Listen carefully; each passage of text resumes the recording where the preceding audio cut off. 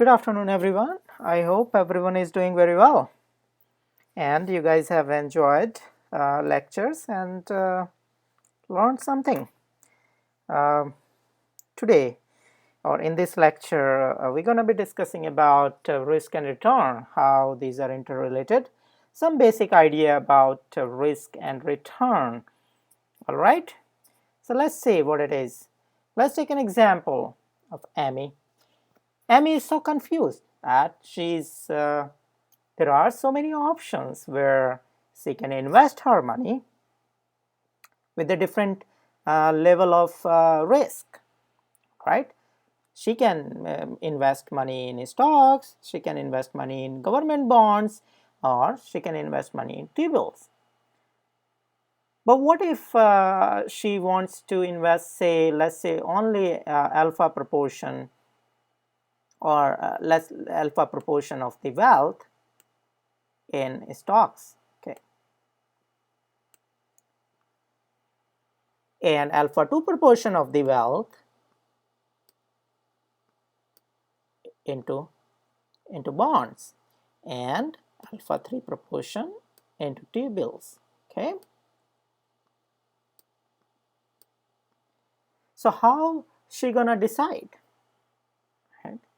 So one simple idea is to, we need to check the risk, how much risk we're gonna get if we put all our money in stocks. Okay, so it's very simple idea that you might have heard that phrase that don't put all your eggs in one basket. That same thing applies here. Let's say if you're going to put all money in your stocks, the stock market is very risky market. It's been found that the risk in terms of variance is quite high compared to T-bills and bonds. So let's say typically treasury bill we consider as the safest investment. It's issued by the government treasury and you get paid after 4 months quarterly, but its return is very low. So let's say on an average T-bills give you 4% return. What next kind of investment? Government bonds. So government bonds typically on an average, let's say they give you 5.5% return, but common stocks they give you higher return, 11.1% return. Okay, but since we said that treasury bills, government is not gonna go bankrupt, you're gonna get your money back after 4 months. So let's say if we say we don't have zero risk or any risk, basically we have zero risk for T-bills, right? So let's say we have zero risk for T-bills. So how much risk we gonna get if we only invest in government bonds with respect to T-bills? Or in other words, what is our risk premium if we invest only in government bonds? What we do simply, we subtract whatever is the average return we get from the treasury bills. We subtract that number from the government bonds return. So 5.5 minus 4, we get 1.5. So that means that that's our risk premium, means excess value, what we get if we invest in government bonds, compensate towards our risk. Same way, we can check our risk premium for common stocks, 7.1. Okay. So typically, what it means that, let's say your return, okay, and your year.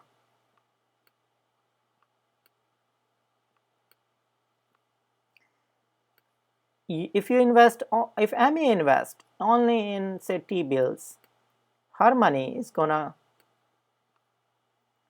grow slowly, okay, over the period of time. If she decides to invest only in government bonds, then her money gonna grow faster a bit compared to treasury bills. And if she is too aggressive, she wanna take more risk, she put her money into stocks. Her money will grow faster, but it comes with a cost, which we're gonna see. Typically, the variance is a measure of risk, what we normally say in our theory, that we get the variance of the underlying security. That gives us a fairly good idea how risky it is. So if we say the risk level, so here let's say we say risk level is 0 almost for treasury bills, and risk level is 1.5 for bonds.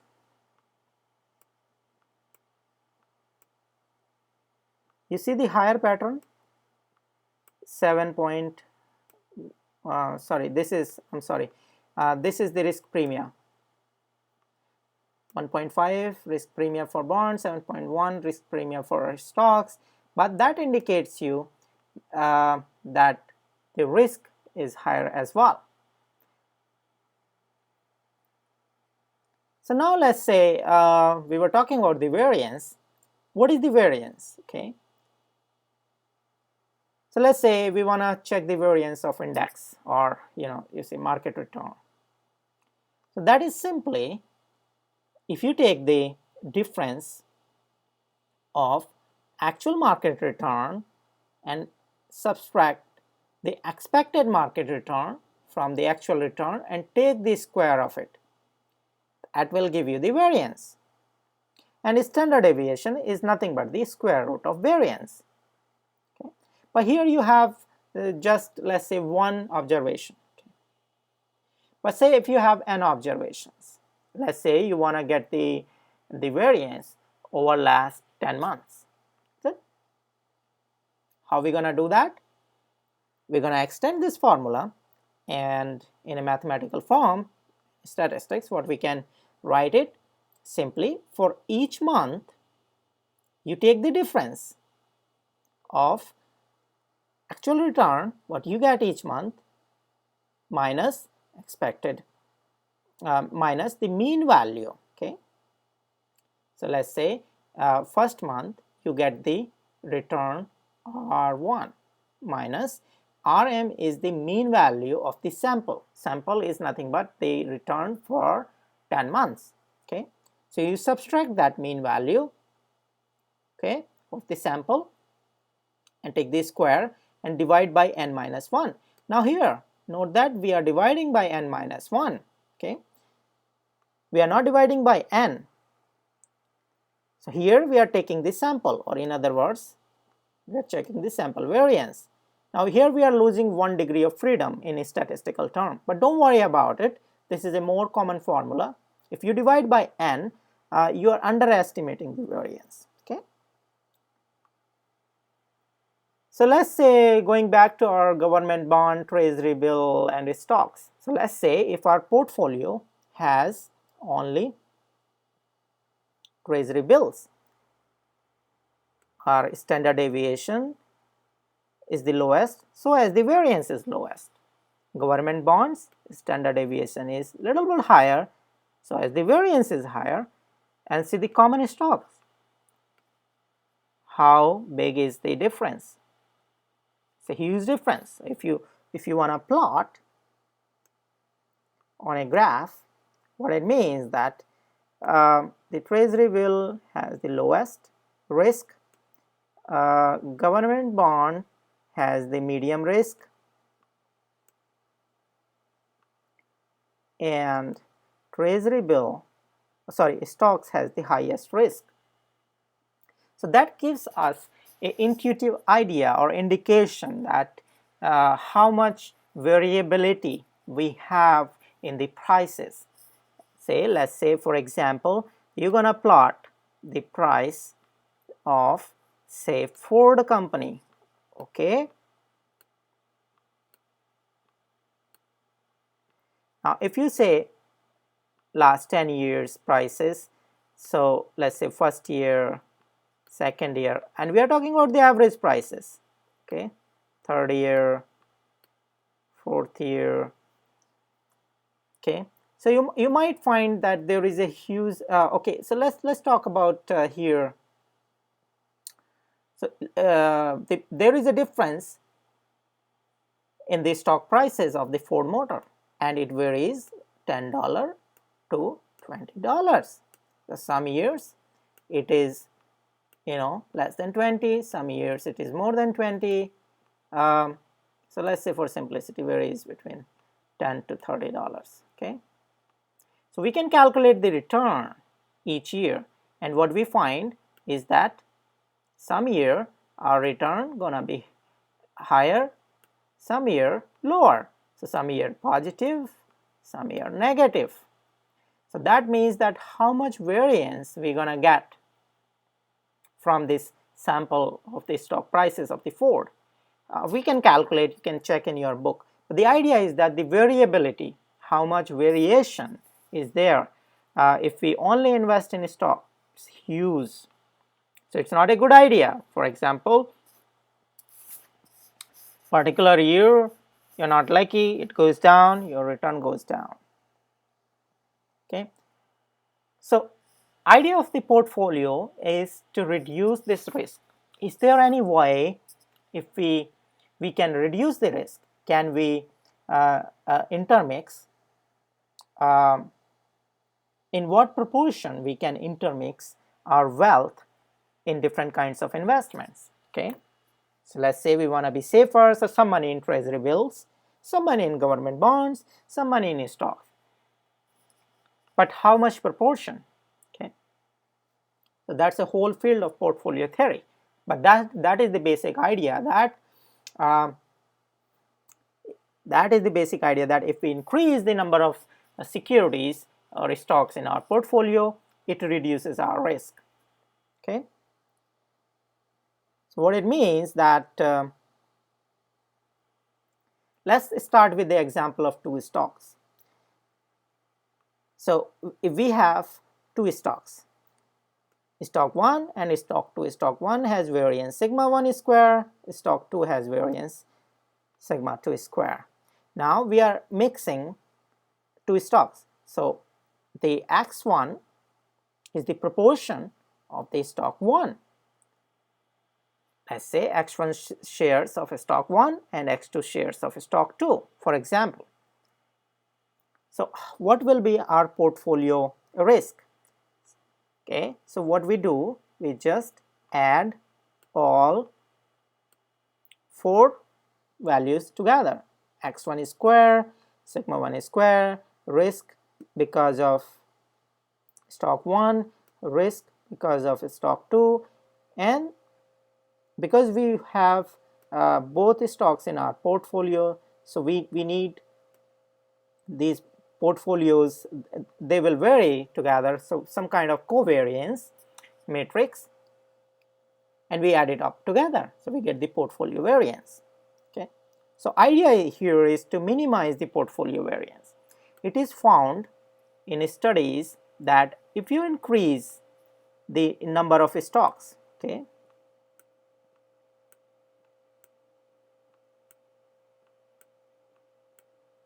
if you increase the number of stocks, let's say you have just one stock and 30 stocks, right, in your portfolio,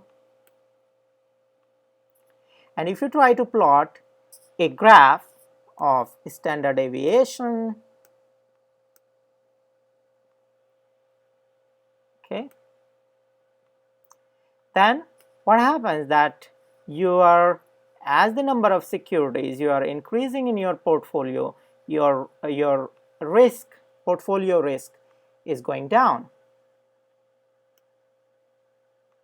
Okay,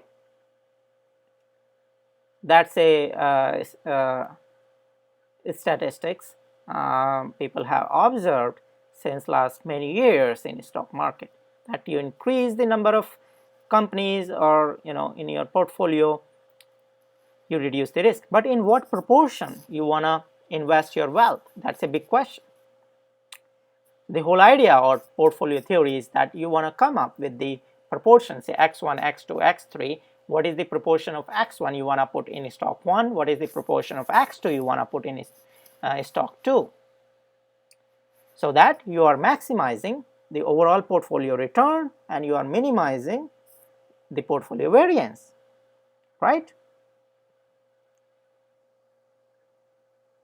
Now let's say you have n securities. Here we were talking about the 2, but let's generalize this formula. If you have n stocks in your portfolio, using this formula you can calculate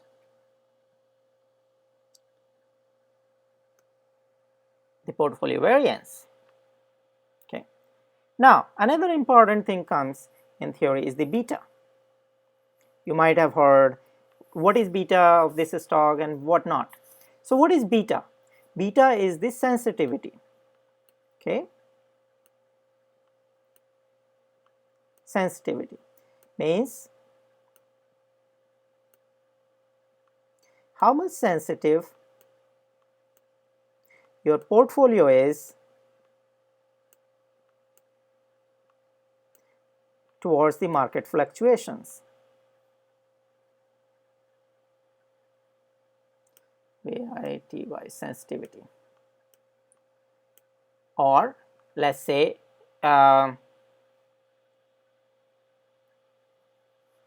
if you have Ford in your portfolio and if beta is too high, it's going to impact, and so due to market fluctuations your portfolio going to impact too much in terms of risk and then the return. So beta is the measure, sensitivity measure, that how sensitive your portfolio is to market movements. Okay, so we want to check market, you need to get the market risk. Okay,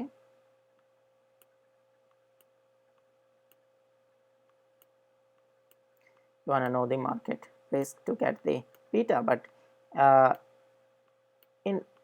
if this question is posted to a mathematician or a statistician in their language, what the beta is, it is simply the covariance. So let's say beta of the Ford I is simply the covariance of Ford or I stock with the market divided by the variance of the market.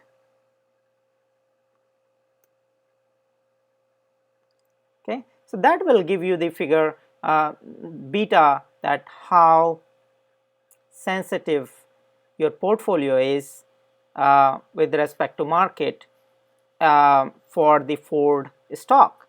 Now you can calculate beta for each of your stock in the portfolio, and if you want to plot a curve between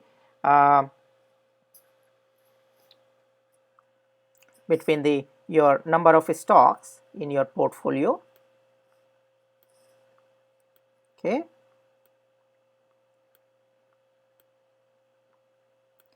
and standard deviation of portfolio, or in other words measure of your portfolio risk, what is found that the portfolios whose beta, average beta,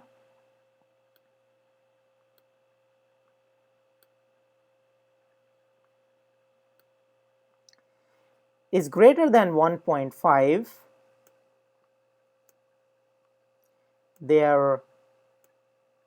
their portfolio risk is too high, 30%.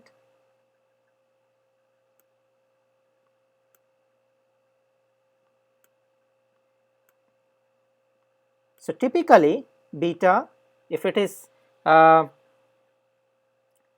greater than 1, it adds significant risk to your portfolio.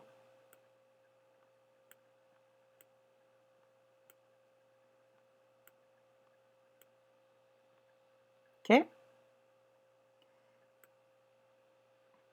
Now you can also plot when the beta is equal to 1, then you get 20%.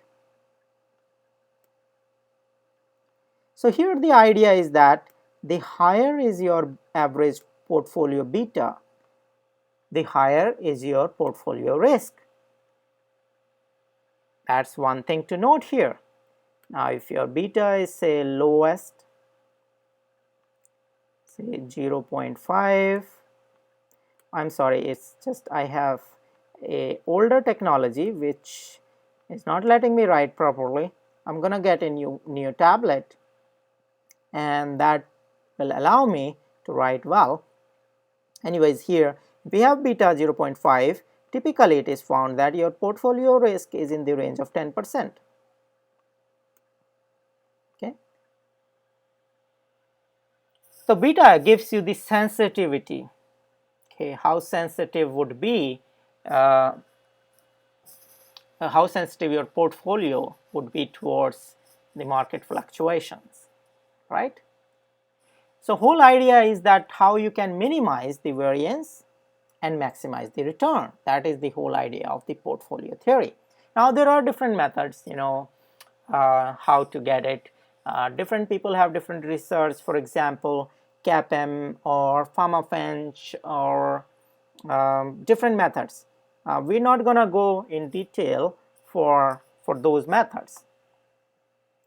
But this lecture was to give you a short overview about risk, return, and portfolio theory, how we can develop better portfolios. So I hope guys you have enjoyed this short video lecture, and if you have questions or you are struggling with this subject, I'm happy to give you free private consultation. You can check out the links below, and you can send me email, message, or any other medium of communication. And once again, do not forget to subscribe LeProfesseur YouTube channel. That encourages us that you guys are liking these videos, and gives us confidence to create more interesting videos for your learning. Remember that we study standard textbooks before preparing these video lectures to help you students out there. That's what we believe, that education needs to be free, and we are trying to create an alternative platform to explain different concepts in a simple way. Those who haven't subscribed this channel, I would recommend you to subscribe LeProfesseur YouTube channel by clicking the subscribe button on your YouTube page. And thank you once again. Have a wonderful day.